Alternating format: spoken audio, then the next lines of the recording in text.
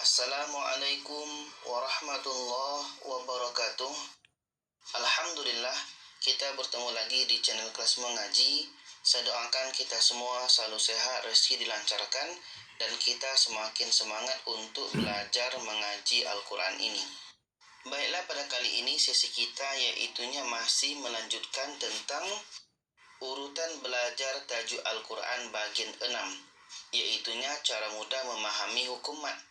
Yang mana ketika kita belajar Al-Quran, kalau ingin cepat mahir baca Al-Qurannya, maka ada urutan tajwidnya. Yang pertama hal itu huruf, yang kedua baris, yang ketiga panjang pendek, yang keempat qalqalah, yang kelima dengung atau tidak dengung, dan sekarang yang keenam cara mudah memahami mat. Untuk nomor 1 sampai nomor 5 tadi saya akan letakkan linknya di deskripsi. Jadi sekarang ini fokus kita yaitunya urutan belajar tajuk Al-Quran bagian 6, yaitunya tentang mat. Yang mana mat ini adalah terbagi dua. Yang pertama asli atau tabi'i, yang kedua fara'i. Ada mat asli atau mat tabi'i, yang kedua mat fara'i. Sekarang kita masuk yang pertama dulu. Untuk mat asli atau mat tabi'i. Untuk mat asli atau tabi'i ini ada 3. Alif, waw, ya. Hanya ini yang termasuk dalam mat asli. Sekarang kita bahas satu persatu. Ini alif. Mat asli alif itu cirinya adalah alif sebelumnya baris di atas. Alif sebelumnya baris di atas. Ini mat asli alif. Contohnya ini abdina na. Di sini ada alif sebelumnya baris di atas. Maka na ini dibaca panjang. Kenapa panjang? Karena ada alif. Ini namanya mat asli alif. Abdina. Abdina. Ini panjang alif. Yang kedua ini iyaka. Iya ini panjang. Di sini ada alif sebelumnya baris di atas. Jadi ya ini dibaca panjang ya. Iyaka. Iyaka. Jadi untuk alif kita ingat alif sebelumnya baris di atas. Yang kedua waw mati sebelumnya baris depan. Ini formulanya untuk waw mati. Contohnya ini. Binurihim. Nu ini dibaca panjang karena ada waw mati sebelumnya baris depan. Ada waw mati sebelumnya baris depan. Ini mat asli waw atau panjang waw. Binurihim. Binurihim. Untuk bagi kita yang belajar ini, kita bisa buat panjangnya 2 harkat. Oke, 2 harkat saja. Binurihim. Contoh yang kedua ini yastahyuna. Yu. Ada waw mati sebelumnya ada baris depan. Ada waw mati sebelumnya ada huruf yang berbaris di depan. Jadi yu ini dibaca panjang karena ada waw mati sebelumnya baris depan. Yastahyuna. Yastahyuna. Oke, ini untuk waw. Untuk ya mati sebelumnya baris di bawah. Ya mati sebelumnya baris di bawah. Contohnya ini alladzina. Zi ini dibaca panjang karena ada ya mati sebelumnya baris di bawah. Ada ya mati sebelumnya baris di bawah. Jadi di ini mat asli ya atau panjang ya.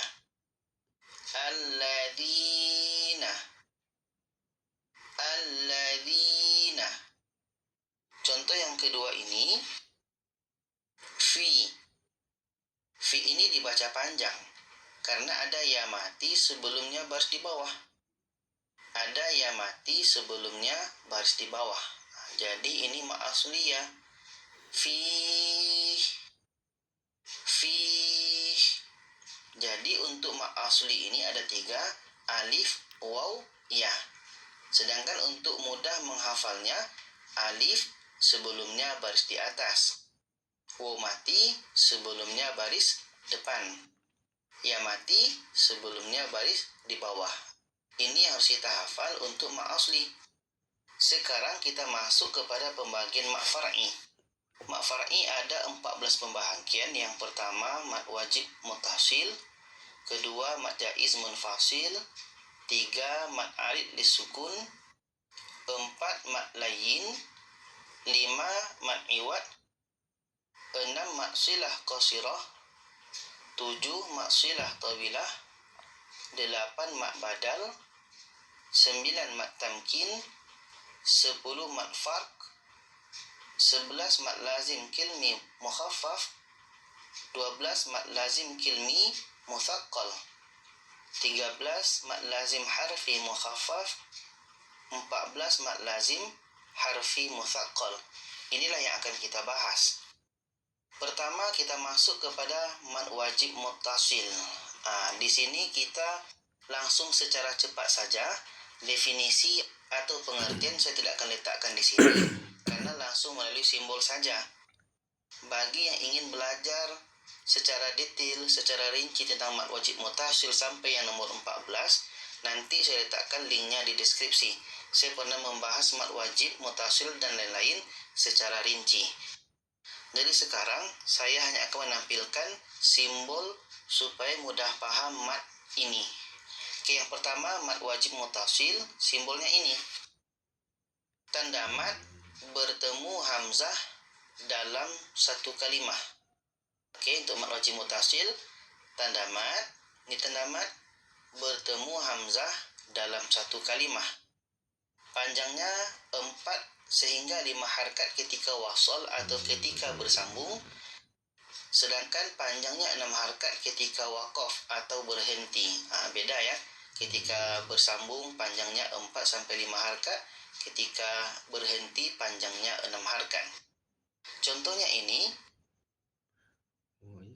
ad-dima'ah. Di sini ada tanda mat bertemu dengan hamzah dalam satu kalimah. Sesuai ya, tanda mat bertemu hamzah dalam satu kalimah. Ini. Jadi ad-dima'ah ini hukumnya mat wajib muttasil. Tanda mat bertemu hamzah dalam satu kalimah. Kita baca wa yasfikud dima, wa yasfikud dima. Contoh yang kedua ini tanda mat bertemu hamzah dalam satu kalimah. Oke, tanda mat bertemu hamzah dalam satu kalimah. Ini mat wajib muttasil. Kita baca ulaika ashabun nar, ulaika ashabun nar. Jadi untuk mat wajib muttasil poinnya tanda mat bertemu hamzah dalam satu kalimah. Ini yang pertama untuk mat far'i.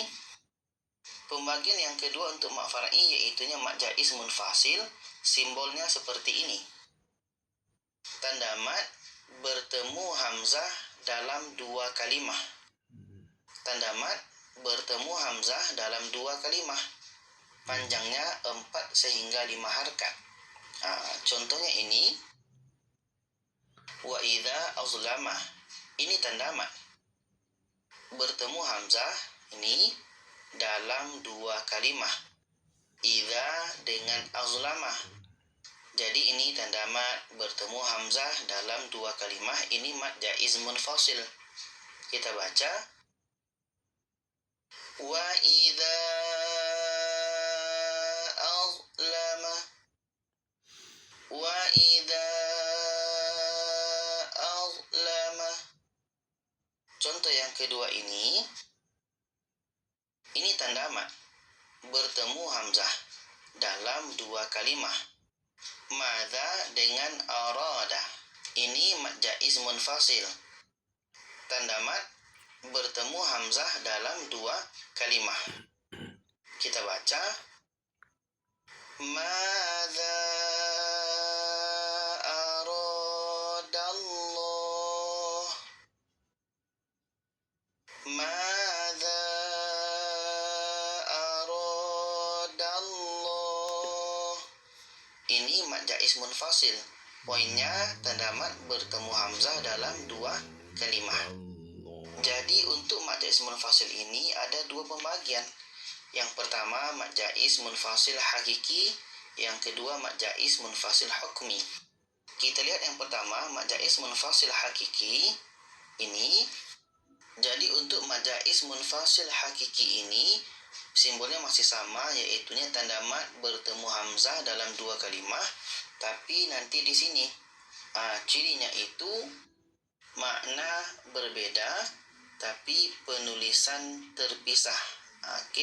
Maknanya berbeda, maksudnya tuh berbeda, penulisan pun terpisah. Panjang masih 4-5 harakat. Contohnya yang tadi. Ini contoh yang tadi, tanda mad bertemu hamzah dalam dua kalimah. Ini penulisan memang terpisah. Idza dengan azlama memang nampak dua kalimahnya. Sama dengan ini. Madza dengan arada. Tanda mad bertemu hamzah dalam dua kalimah. Madza dengan arada memang nampak secara penulisan terpisah. Ada jarak ya. Ini mad jaiz munfasil hakiki yang kita baca tadi.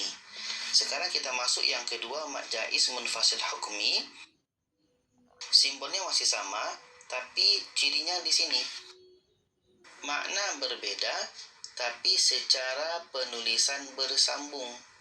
Di sini penulisannya bersambung. Panjang masih sama 4-5 harakat. Contohnya ini.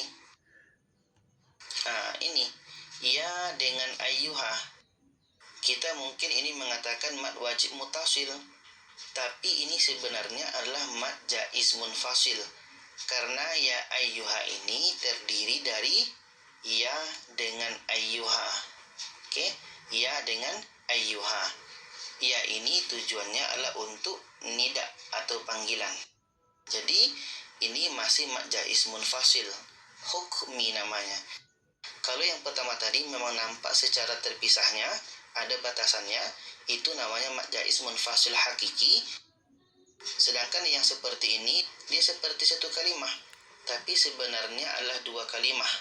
Ini mad jaiz munfasil hukmi.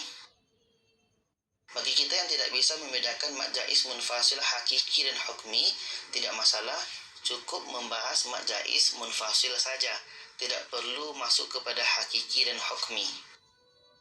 Sekarang kita masuk pembagian yang ketiga dari mad far'i, yaitu mad arid lisukun. Simbolnya seperti ini. Ada panjang alif, waw dan ya. Panjang alif, waw dan ya. Kita masih ingat panjang alif, waw ya. Alif itu sebelumnya baris di atas, waw mati sebelumnya baris di depan, ya mati sebelumnya baris di bawah. Ingat ya, panjang alif, waw dan ya. Setelahnya itu ada huruf yang dimatikan dan letaknya pada akhir. Apakah akhir ayat atau akhir bacaan? Panjangnya 2 atau 4 atau 6 harakat. Untuk mudah fahamnya kita lihat contoh ini. Ini panjang waw mati. Ini ya waw mati. Ada waw mati sebelumnya baris depan. Ini namanya panjang waw mati atau mad waw. Setelah mad waw itu terdapat huruf yang dimatikan. Nah ini kan pendek, maka nah ini dimatikan. Ini posisinya. Dan letaknya pada akhir ayat. Ini akhir ayatnya. Jadi di sini ada mad waw atau panjang waw. Setelahnya ada huruf yang dimatikan, letaknya pada akhir ayat. Ini mad arid lisukun. Kita baca. La ayatil liqaumi ya'qilun. La ayatil liqaumi ya'qilun. Contoh yang yang kedua ini panjang ya. Ada ya mati sebelumnya baris di bawah. Jadi ini fi ini panjang ya atau mat ya. Setelahnya ada huruf yang dimatikan.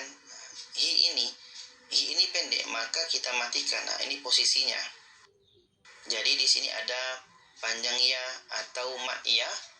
Setelahnya ada huruf yang dimatikan, letaknya pada akhir bacaan. Nah, ini tandanya. Kita berhenti di sini. Jadi ini mat arid disukun. Kita baca fi makhtalafu fi makhtalafu fi. Jadi untuk mat alif disukun simbolnya ada mat alif atau waw atau ya. Setelahnya ada huruf yang disukunkan, ada huruf yang dimatikan. Letaknya pada akhir ayat atau akhir bacaan. Kita masuk pembagian mat far'i yang keempat, yaitunya mat layin atau mat lin. Simbolnya seperti ini. Ada waw mati sebelumnya baris di atas, atau ya mati sebelumnya baris di atas. Setelahnya itu ada huruf yang disukunkan, ada huruf yang dimatikan. Letaknya pada akhir. Apakah akhir ayat atau akhir bacaan? Jadi ada waw atau ya mati. Ada waw atau ya mati sebelumnya sama-sama baris di atas. Setelahnya ada huruf yang dimatikan dan letaknya pada akhir ayat atau akhir bacaan. Panjangnya 2 atau 4 atau 6 harokat. Contohnya ini. Ini waw mati sebelumnya baris di atas. Oke, waw mati sebelumnya baris di atas ini. Setelahnya ada huruf yang dimatikan. Fi ini baris tanwin bawah. Baris bawah dengan mim ini tanwin bawah. Jadi fin ini pendek, maka kita matikan. Dan letaknya pada akhir ayat. Ada waw mati sebelumnya baris di atas. Setelahnya ada huruf yang dimatikan dan letaknya pada akhir ayat. Ini mat lain atau lin. Kita baca. Wa amanahum min khawf. Wa amanahum min khawf. Contoh yang kedua ini ya mati sebelumnya baris di atas. Ya mati sebelumnya baris di atas. Setelahnya ada huruf yang dimatikan, run. Run ini pendek, maka kita matikan ro ini. Letaknya pada akhir bacaan. Ada ya mati sebelumnya baris di atas. Setelahnya ada huruf yang dimatikan. Letaknya pada akhir bacaan. Kita baca. Billadzi huwa khair. Billadzi huwa khair. Ini yang keempat. Pembagian mat far'i yang kelima, mat iwad. Simbolnya seperti ini. Ada tanwin atas. Tanwin atas letaknya pada akhir. Apakah akhir ayat atau akhir bacaan? Poinnya tanwin atas. Panjangnya 2 harakat. Contohnya ini. Ini tanwin atas. Letaknya pada akhir ayat. Ini mat iwad. Jadi kita baca. Inna ansha'nahunna insya'a.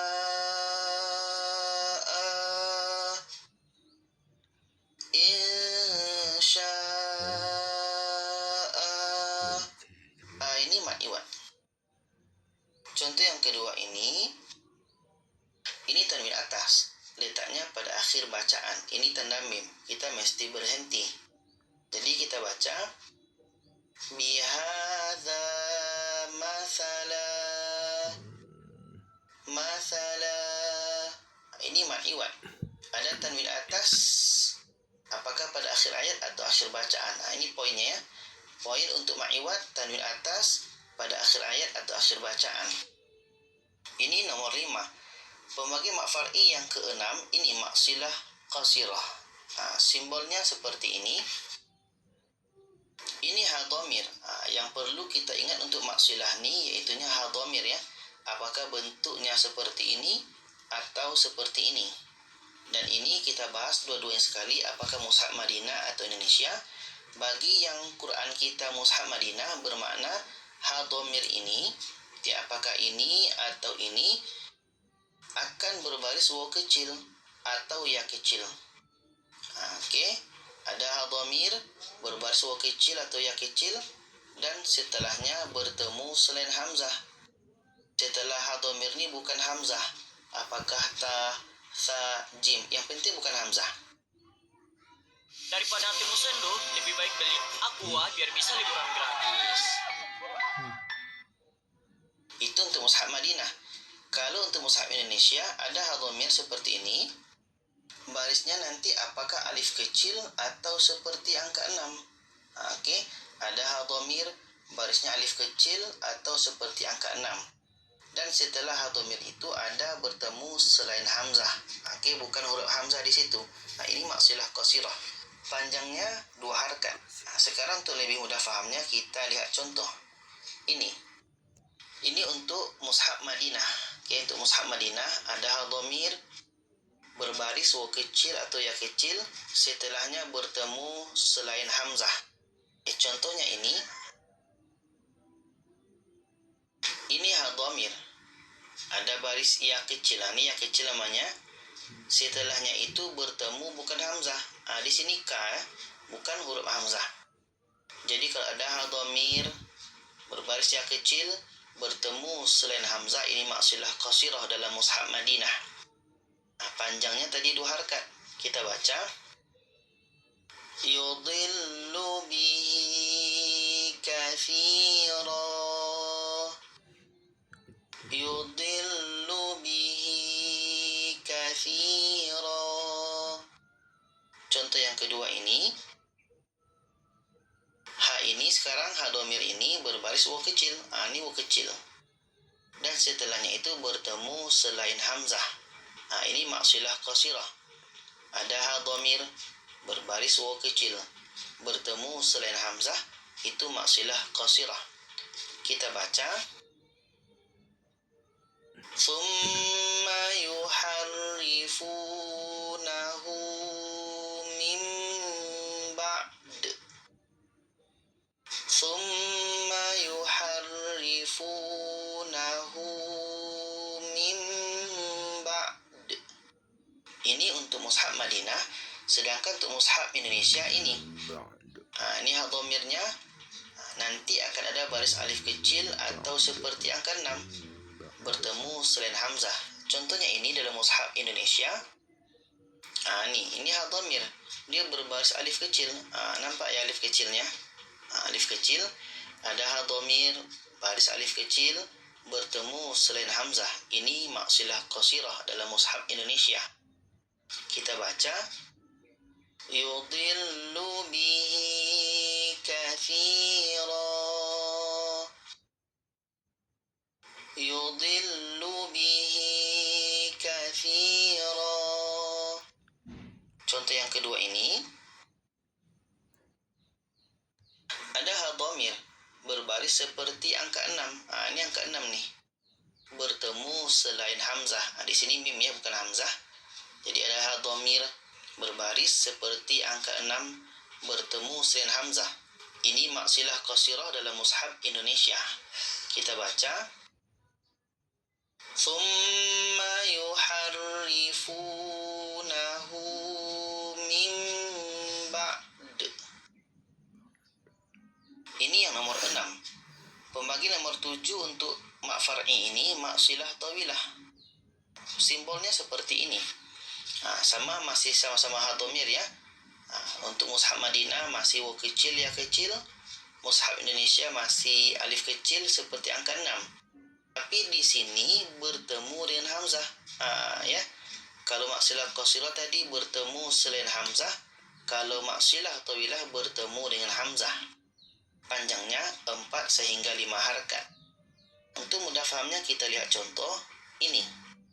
Ini contoh untuk mushaf Madinah ya. Mushaf Madinah ada dhamir berbaris waw kecil atau ya kecil. Setelahnya ada hamzah. Nah, ini dia dhamir berbaris waw kecil. Ini waw kecil dan bertemu dengan hamzah. Nah, ini maksilah tawilah. Kita baca summa attarruhu ila summa attarruhu ila. Contoh yang kedua ini dhamir berbaris ya kecil. Nah, ini dia bertemu dengan hamzah. Nah, ya. Ini dhamir berbaris ya kecil bertemu dengan hamzah. Ini maksilah tawilah. Au bihi adza au bihi adza. Ini contoh maksilah tawilah untuk mushaf Madinah.